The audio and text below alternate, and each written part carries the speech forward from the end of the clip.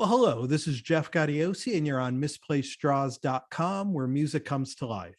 My guest today is a true veteran of this business. His band, the BoDeans, released their classic debut, Love and Hope and Sex and Dreams, back in 1986, and he's been making great music ever since. He's back with their 15th record now, called For the Last Time, out on June 24th.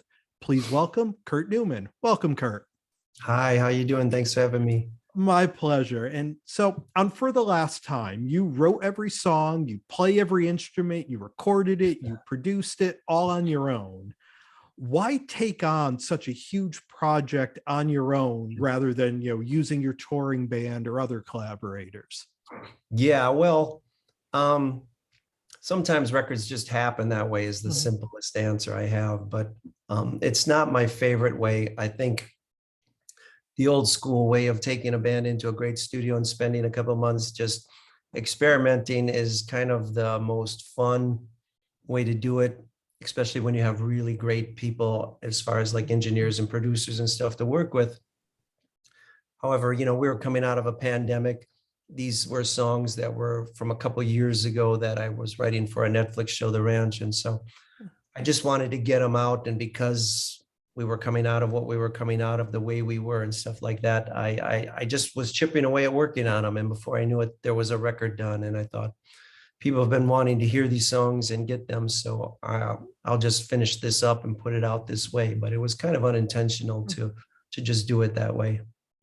And one of the other really cool parts about the record is, in addition to all of that, you also built all of the guitars you play. And as I can attest, that's a pretty addicting hobby. How did you Yeah. first get involved with doing that? Well, trying to find the guitar that sounds the way you want and is set up the way you want isn't always easy if you want specific things. Some people are so good they can pick up any guitar and make it sound great. For me, I had real specific things I wanted it to sound like and how I play and where I wanted the knobs and stuff like that. So it occurred to me, maybe I could just get someone to, help me by cutting a body a certain way and a certain wood, and maybe getting a certain neck that I want, the certain way I want it. Maybe I could just put them all together. And I had done this with other people in the 90s with my first custom guitar, where the guitar you hear on Closer to Free was a guitar I had built for me.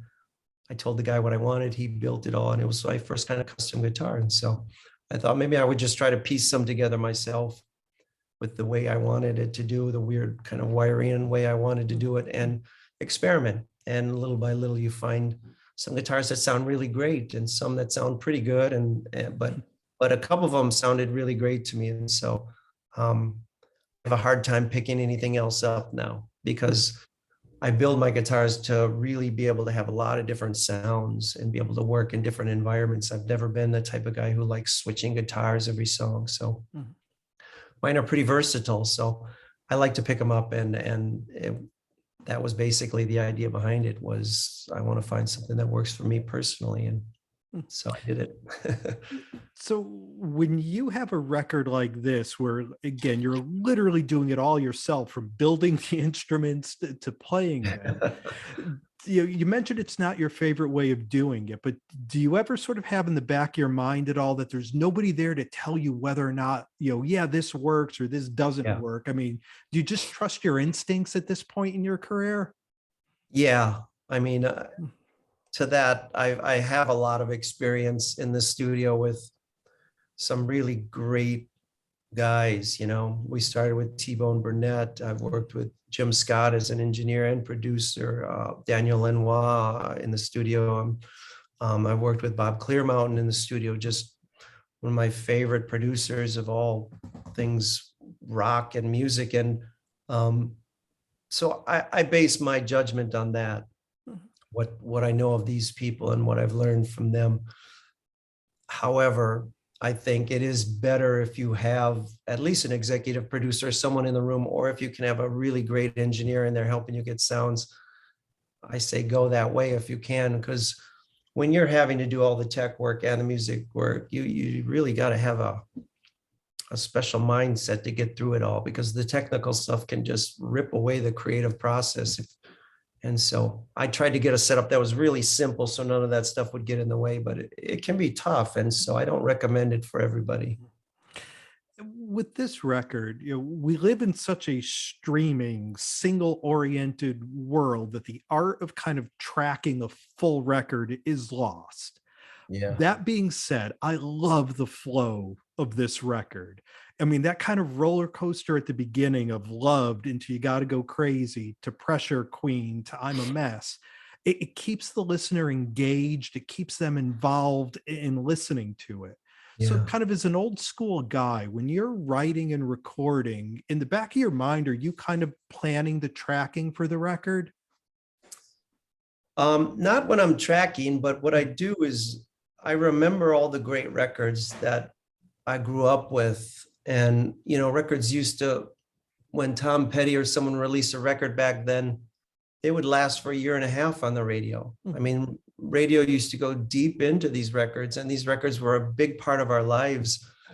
And we knew these albums, we didn't like someone just for a song. And so I really want to give the listener that full record, because I don't think everyone just likes one song. I think people like all different songs and all different kinds of songs. And so BoDean records, I want them to be that. I want them to be a broad spectrum of different music and different emotions that we can, if the record is done well and you have that journey through highs and lows and stuff, it feels satisfying to listen to the whole thing. And that's what I love. And it's hard to find these days compared to when we were 15 or younger, listening to some great music, great albums out there, whether you're listening to like Dark Side of the Moon or something.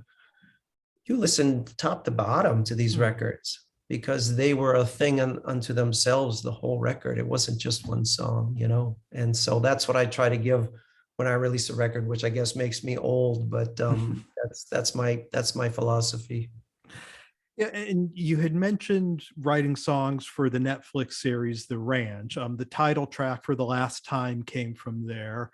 Yeah. How did that show come about? Because it used a lot of your music throughout. How did you get hooked up with that? A friend was on a plane and he said he toured with BoDeans, and somebody said, "Oh, I have friends who love BoDeans. They're doing a Netflix show. They should call." And so from a friend literally on a plane passing me someone's number, I producers, and they were like, "Oh man, we love BoDeans. We grew up with BoDeans. We'd love you to do music for this show." Literally telling me, just do as much music as you can for the show, and we'll try to get as much in as we can. Like, it wasn't like they were looking for 30 seconds of a guitar riff somewhere. They wanted full songs. So that made it harder, is that I had to write complete songs. But on the other side of that, and then I had all these songs, and I could try to put out a bunch of them for people. Some of them were remakes of old BoDeans songs. Some of them were instrumental tracks, but some of them were songs like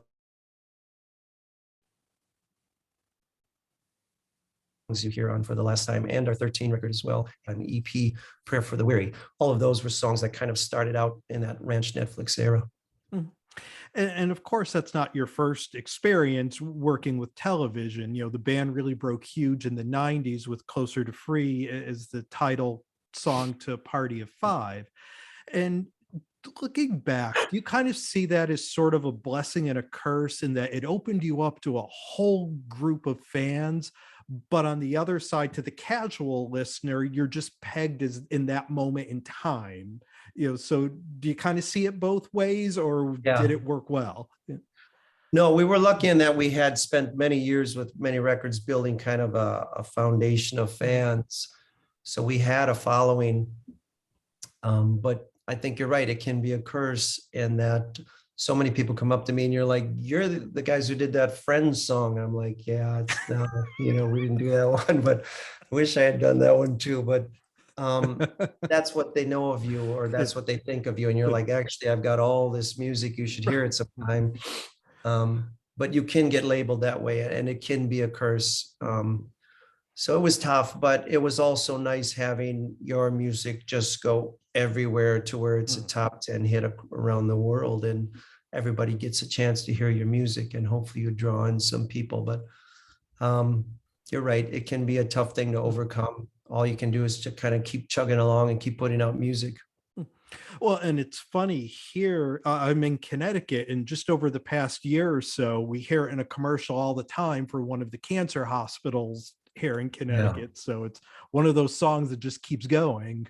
Right, right. Yeah, no, it's been very popular up there. That the Yale University Yeah. has used it for a lot of years, and Mm, which was great. Again, at least your music's getting heard and mm, stuff, but it's, you hope that it draws people in enough to listen to some other stuff mm, too, because like you say, we've got this huge repertoire of yeah. music out there. So Yeah, I always look at it. I've interviewed Brian Vander Ark of the Verve Pipe a bunch of times, and he always cracks me up because he's like, "Yeah, when we do a show, like we'll play the freshmen in the first half. This way, the yeah, people that are just there for that song, they could leave, and everyone else, sit back for this, hour and a half of great music that's coming." And I yeah, kind of see that with you guys too. There's so much other music there that hopefully yeah. people go and discover that. Well, it's funny because Closer to Free was out on a record 3 years before it was ever hit. Mhm. So we used to play that song live all the time, and you'd get your reaction that you normally got. And so you kind of measure that to what it was. For us, it was only about a year and a half of those kind of top 40 fans who Mhm. came to see us, but mostly it was just the good old fans who stuck with us. And Mhm. so they're usually pretty excited to hear all the music that we have for them. And by the time that record and song hit, BoDeans kind of found their footing. And I think at the beginning of the career, there's a little bit of schizophrenia from, the rootsy T-Bone Burnett to, the polished Jerry Harrison to the Yeah. aborted Mike Campbell sessions. Yeah. When do you think the band really found its stride and hit the ground? Well, I think, we were at a really great place when we made the first record as a band. We had been just a three-piece with two guitars and drums for almost our whole career. It wasn't until right before making the record that we brought our friend in who played bass guitar. But it was a real special sound there, and I think that was a great place. But after the first tour, the drummer couldn't keep up with the shows anymore, and he was hurt, and he left the band. And when that happened, I think it really disturbed the chemistry of the band a lot. Record, we were all of a sudden, you're trying to replace someone who was a vital part of the sound, and that's not a simple thing. But we also have a label saying we need to get you on rock radio, so you need to make a record that gets on rock radio, because you can't just be a critical darling, you got to do Mhm. something. This is the business of music. So you're always weighing all that stuff together, and we were in a tough position then on that second record to try to make that all work. So in my mind, what we stuck with was, well, let's keep the songwriting very simple, like we always have. The harmonies, the guitar driven songs that we write, and go with that. And Mhm. Jerry definitely made it more of a polished sound. I wish we would have worked with T-Bone Mhm. on the second record, but you know, Mhm. what can you do now? Yeah. So I think by the fifth record, when we made Go Slow Down, we were kind of back at that place. The record company had pushed us through several producers, and we had tried to do what they wanted. And what we found every time was just letting us do what we do is kind of the best process. So I think by the fifth record, we were back to doing that. And kind of switching gears a little bit, you also have a great podcast called Staring at the World that just digs deep and explores creativity and thinking just in a completely different light. What got you starting that? What sort of led you down the path of the things you talk about on there? Yeah. Well, my daughter was doing podcasts and she suggested me do one. And I never thought of doing a podcast. I never thought of it for me.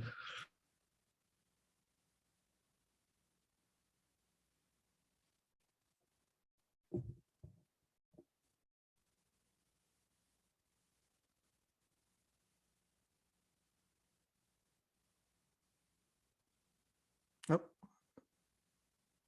are you there? I think I lost you. That creativity Oh, was never pushed in school. It mhm, was like something like, well, if you want to be creative, you can go take an art course over here or a music class mhm, over there. But those aren't important.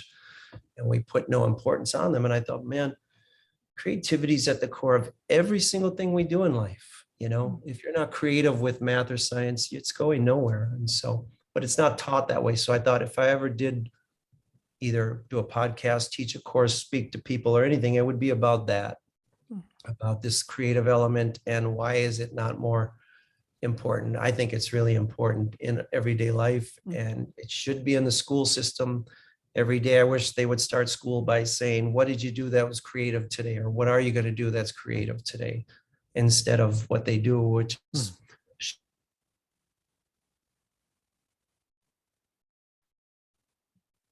and so the podcast gives me a chance to say that to the world. And so I try to talk to people with interesting stories from all different spectrums, all different areas, and let people hear creative stories and keep pushing my agenda of creativity.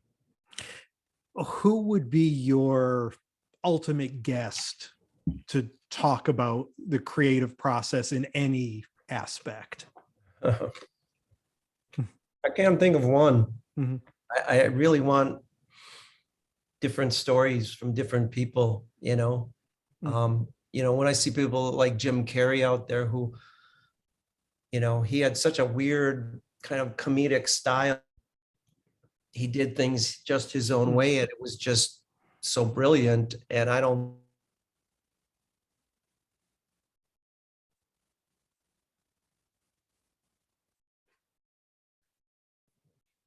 the screaming rage, it wasn't necessarily brand new to him, but the way he did it seems so much natural and at his core. And it's those kind of things. I like anyone who came up with something really that was their own thing, was their own way to deal with it, and it was tremendously creative. Those are the stories I look for, and you can find them in anywhere, in any topic. You did a run of dates a month or so ago, but what are the touring plans for the summer? And once the record comes out, what do you have on tap? Yeah, well, BoDeans, that's what we do is we go out and play shows. I mean, the records for us were always a calling card to get to go and do the next show. So we'll be going out. Record comes out June 24th. We did do a couple weeks on the East Coast, which I picked up a nice head cold here. And we will be going throughout the Midwest and stuff, and some of the West Coast on fall and summer, and just trying to play as many towns as we can, play as much as the new record and the old stuff, because a lot of people come out to hear we have so many records and so many songs. So we'll just keep playing throughout the year and probably into next summer with this as well. And I have to ask, and I'm sure you've been asked this about a million times recently, but the record is called For the Last Time. And the track How to Say Goodbye, when I first heard it, I'm like, okay, well, if you put these two things together, I mean, is there a message there? Well, you never know. I mean, I never would predict it's for the last time necessarily. The song is not about ending the band at all. It's about the absolute destitute of a relationship that you cannot save, and coming to that realization that it can't be saved. But I thought it made for a good title that people would say, this band's been around a long time. They've written a lot of music, and so you never know how long you can keep going in this business and making new records and stuff like that. I love playing music. I still plan to keep playing music, but who knows? Well, we've been spending some time here with Kurt Neumann of BoDeans. The new record For the Last Time is out June 24th. I think it's one of the strongest records you guys have ever put out. I really enjoy it.